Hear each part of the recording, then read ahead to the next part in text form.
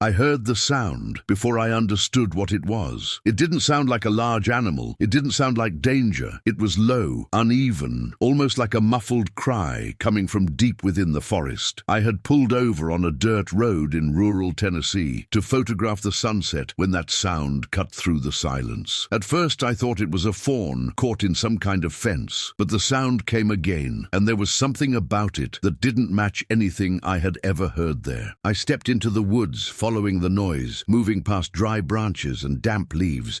The air felt heavy, thick with the smell of soil and rust. That's when I saw something strange between the roots of an old oak tree. An old tire, partially covered in moss, thrown there like forgotten trash. The tire moved. It didn't roll. It didn't fall. It moved as if it were breathing. My entire body froze before my mind could catch up. I approached slowly, my heart pounding too loudly for that kind of silence, and then I saw it. Inside the dark circle, two blue eyes were staring at me. They weren't ordinary eyes. They were too pale, too intense. A white tiger cub had its head stuck inside the tire, its small body twisting, paws scraping the dirt in desperation. The rubber was wedged tightly around its neck and part of its jaw. It was exhausted, and even so, it tried to growl when it saw me. I approached slowly, my heart pounding too loudly for that kind of silence, and then I saw it. Inside the dark circle, two blue eyes were staring at me. They weren't ordinary eyes. They were too pale, too intense. A white tiger cub had its head stuck inside the tire, its small body twisting, paws scraping the dirt in desperation. The rubber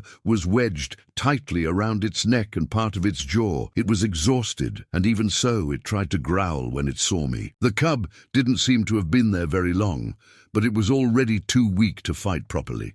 Deep marks lined its neck where the tire pressed into its skin.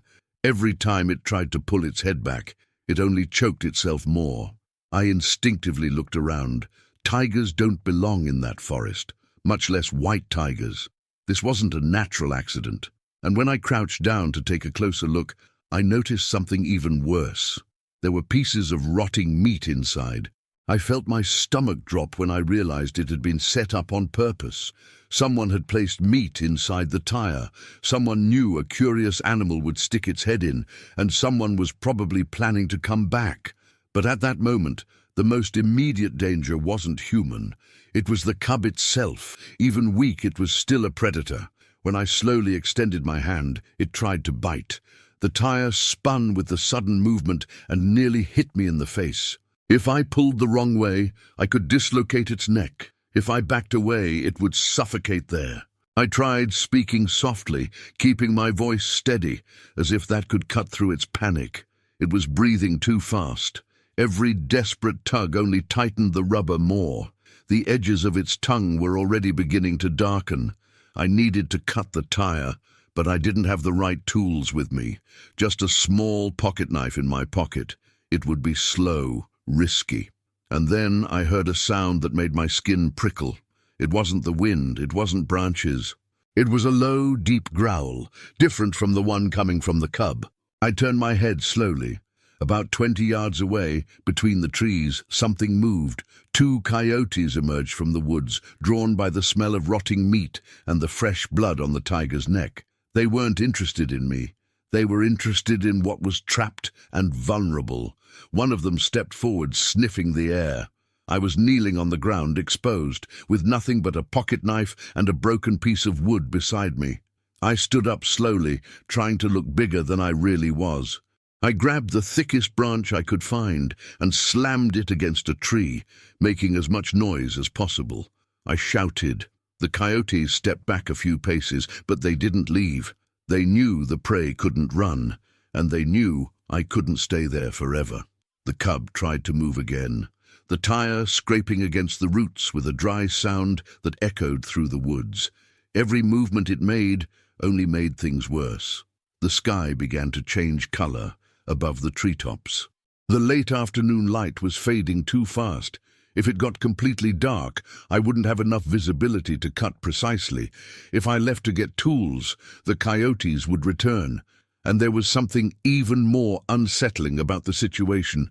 Tigers are not native to that region. If a cub was trapped in that forest in Tennessee, then something bigger was happening. and maybe I still hadn't realized what the real danger was. I decided to stay.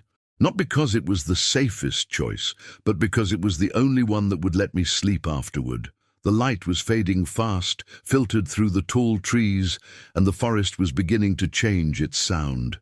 The day was leaving, and with it came other predators. I knelt again beside the cub and opened my pocket knife. The blade looked far too small for something like that. I pressed it against the rubber and began cutting slowly. The cub immediately thrashed. The tire spun, scraping against my arm. If it panicked completely, it could hang itself right there. I stopped, took a deep breath. I placed my hand against the side of its head, not as a gesture of affection but as firm restraint. It was trembling. Those blue eyes locked onto mine. There was no trust there, only exhaustion.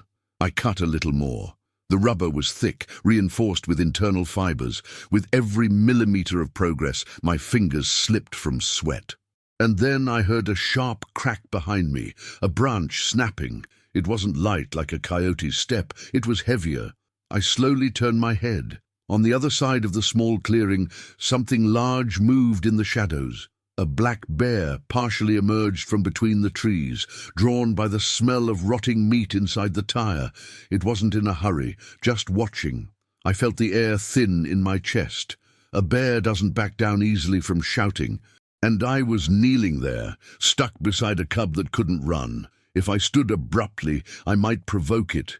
If I stayed, I would become the barrier between it and the scent pulling it closer.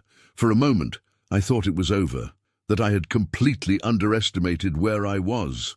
The bear took 2 steps forward, its snout lifted, assessing. I slammed the branch against the ground and shouted again, my voice echoing louder than I thought I could manage. The cub flinched at the sound. The bear stopped. It stood motionless for a few seconds that felt far too long. Then it slowly turned and disappeared into the woods as if it had never been there. I thought that was the sign the worst had passed. I returned to cutting the tire with more urgency, the blade finally slicing through part of the sidewall. The circle began to give slightly. A few more cuts and it would open. I could already picture the moment the cub would step free onto the dirt.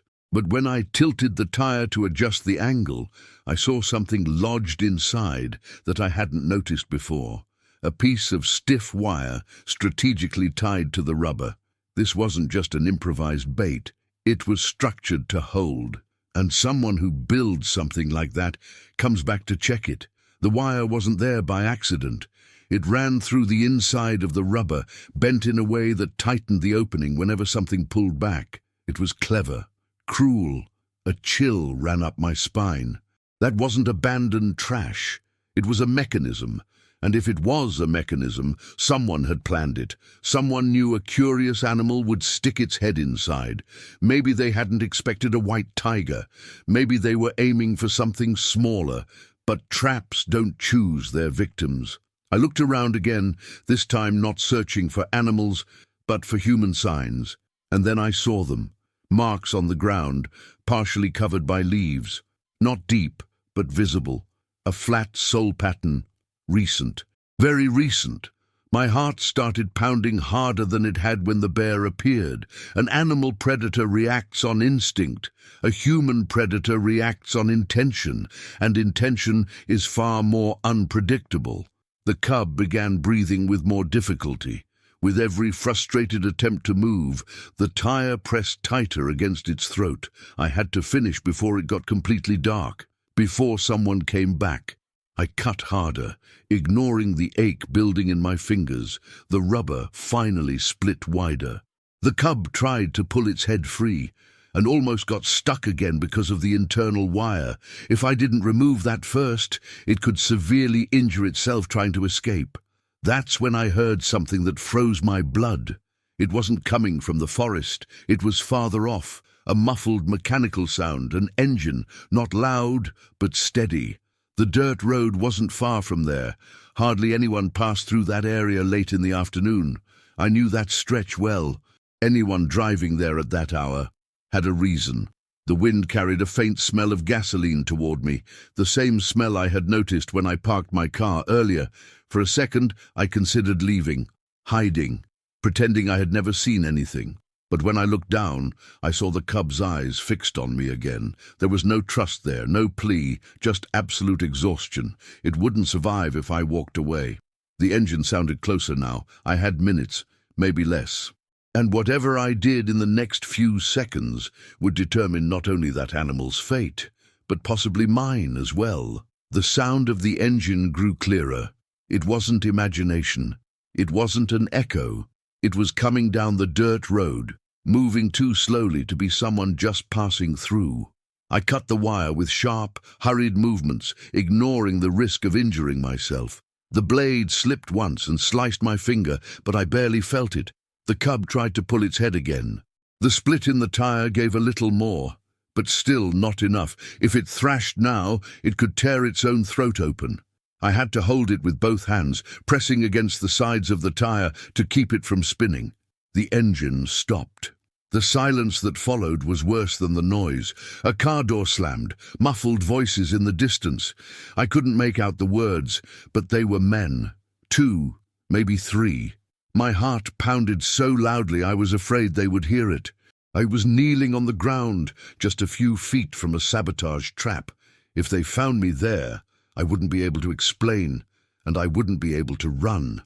The cub tried to growl again, but the sound came out weak, almost like a breath. I made the final cut. The rubber finally opened wide enough for me to force it apart with my hands.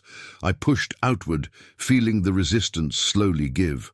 The cub yanked its head free all at once, and for a second I thought I had been too late.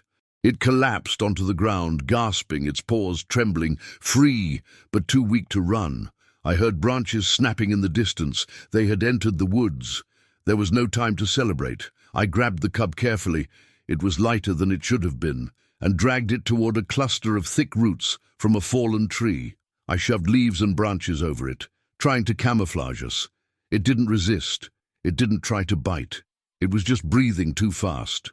I hid behind the trunk, trying to control my own breathing. The voices came closer. One of them cursed when he noticed something was wrong. Footsteps entered the clearing. I could only see their boots through the leaves. They stopped near the tire. One of them kicked the cut rubber. Silence. Another said something I couldn't understand, but his tone carried irritation. They searched the area for several minutes that felt like hours. If they had taken 10 more steps in the right direction, they would have found both of us. Then the rain started suddenly, heavy, pounding, drowning out the smaller sounds. After a stretch of time I couldn't measure, I heard footsteps retreating. The engine started again, and only then did I realize I was still alive. I waited until I could hear nothing but the rain. Only then did I move. I stepped out slowly from behind the trunk and went to where I had hidden the cub. It was still there, curled up, its small body trembling more from exhaustion than from cold. The red mark around its neck was deep, but not open enough to become infected immediately. It lifted its head when I approached. There was no growl anymore, no strength left for that. Just those blue eyes fixed on me, trying to understand what had just happened. I couldn't take it home. I couldn't just place it in the back seat of my car and pretend this was some ordinary rescue. White tigers do not belong in a Tennessee forest. This involved trafficking, illegality, dangerous people. With my hands still shaking, I used my phone and called a contact I had at an exotic animal rehabilitation center in the neighboring state. I spoke quickly and directly. I didn't give too many details over the phone, just coordinates, and an urgency I didn't have to fake. The team took nearly 2 hours to arrive. 2 hours during which I stayed there, sitting a few yards from the cub, watching every movement in the woods. It tried to stand a few times, staggered, fell, but it was alive. When headlights finally appeared along the road, I felt a relief I can't fully explain. They brought proper equipment, light sedation, transport crates. They worked with professional silence. One of the veterinarians told me, almost in a whisper, that the cub likely came from illegal breeding. Maybe it escaped. Maybe it was discarded once it became inconvenient. Months passed. I followed its recovery from a distance. It gained weight. The wound healed. They estimated it was about 4 months old when it was found. Too young to survive alone, strong enough to have a chance. By the end of summer, the center arranged a transfer to a larger sanctuary in a controlled area in the southern part of the country, where it could live safely, far from traps and from people who see animals as merchandise. Sometime later, I received an invitation to visit the place.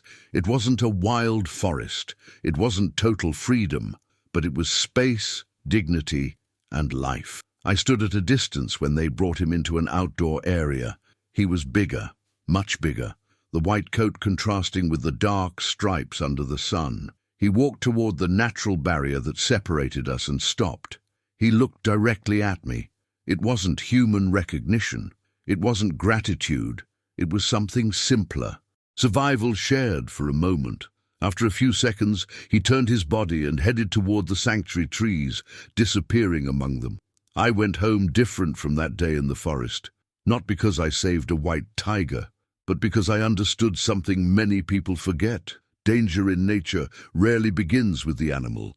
It almost always begins with us. And sometimes all that stands between life and death is someone choosing not to turn away. If this story touched you in any way, tell me in the comments what you would have done in that moment. I truly want to know.